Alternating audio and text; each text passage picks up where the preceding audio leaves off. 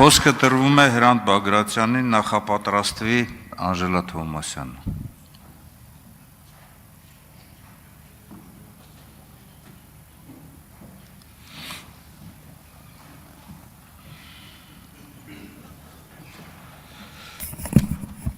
Բարև ձեզ, պարոն Օհանյան, շնորհակալություն այս միջոցառումը կազմակերպելու համար։ Գալով առաջի հարցին ես միանում եմ Իշխան Սաղաթելյանի ասածին եւ այստեղ հնչեցվեցին հարցեր, իմ խորին համոզմամբ լավ կլինի մի հատ պետիցիա ստորագրենք եւ գոնե երկու հարց լուծենք։ Մեկը իշխանությունը շարունակել է բռնությունները, բայց դա չի նշանակում, որ ամեն անգամ Պապը պլավ կուտի, գոնե մենք պետք է կազմակերպենք մի պետիցիայով պարտավորություններ ստանձնենք որպես քաղաքական ուժեր, մարդ տրամադրելու, հավաքներ կազմակերպելու այդ դատերի ժամանակ, անարդար դատերի ժամանակ եւ վերջապես որոշակի ֆոնդ ստեղծելու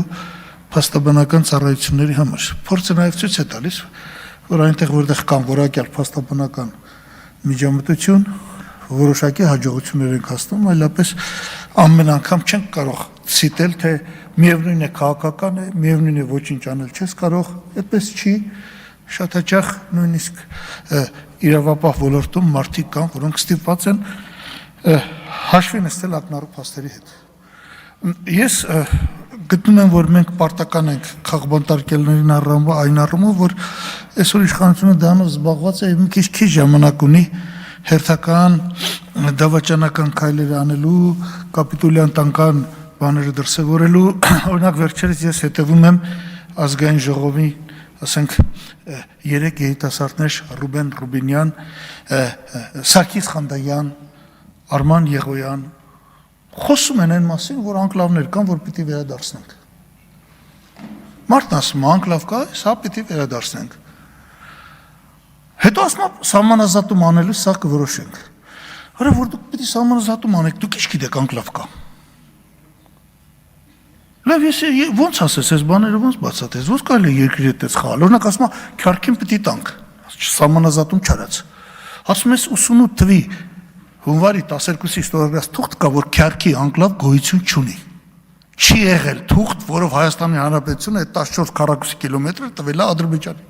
Եկել են թուրքերը այդտեղ ապրելուց են եղել, ընդամենը դա։ Նույնը Սոֆլուն եւ Բախրուդարլին։ Սրանք պետք է հակահարված տալ, սրանք արդեն պատրաստվում են դրանք տալ։ Եվ արդեն մտածում են, ասում են միգուցե Արցվաշենն էլ ստանանք։ Նույն 88 թվի թղթով Արցվաշենը իրոք մերն է։ Բայց Սոֆլու, Բախրուդարլու քյարքի իբրև ադրբեջանական բնակավայրեր գոյություն չունեն։ Բայց որ գնում է սահմանազատում ես անում, ի՞նչ գիտես այդ անկլավը կա թե չէ։ Սա պետք է կասեցվի։ Այսինքն արդեն մենք այնպես տեղերում ենք հատվածներ ենք տալիս նույն քյարքի հատվածում հանրապետությունը կտրվում է հարավից։ Բզկտում են հանրապետությունը օրեցօր։ Ավելի ծանր բաներ կան, որ անում են։ Հաստատվել է բյուջեն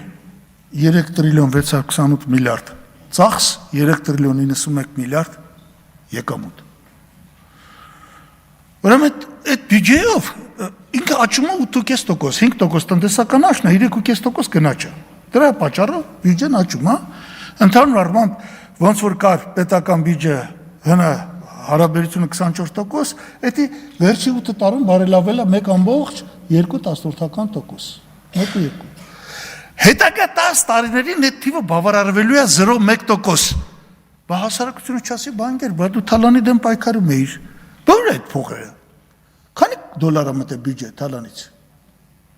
Բայց ինչ էիր ասում։ 0.1% նախկինների օրոք ամեն տարի ավելանում էր 0.5-ից 0.7%, 5-6 անգամ ավելի լավ։ Որտեղ բնական է, ինչքան դու աշխատում ես, այնքան կարողանում ես սեղմել, իմանում ես հարկերի տեղը, ես չեմ ասում եմ ասեմ, որ հարկերն էլ բարձրանում ես։ Օրինակ ավելացված արժեքի բացառումներն այսօր արդեն վերացրել են։ Մենք էլ ավելացված արժեքի հարկ չկա, ոլորտ չկա, որտեղ արտոնություն կա, որ կարողանաս փոխարինել, վերացնել։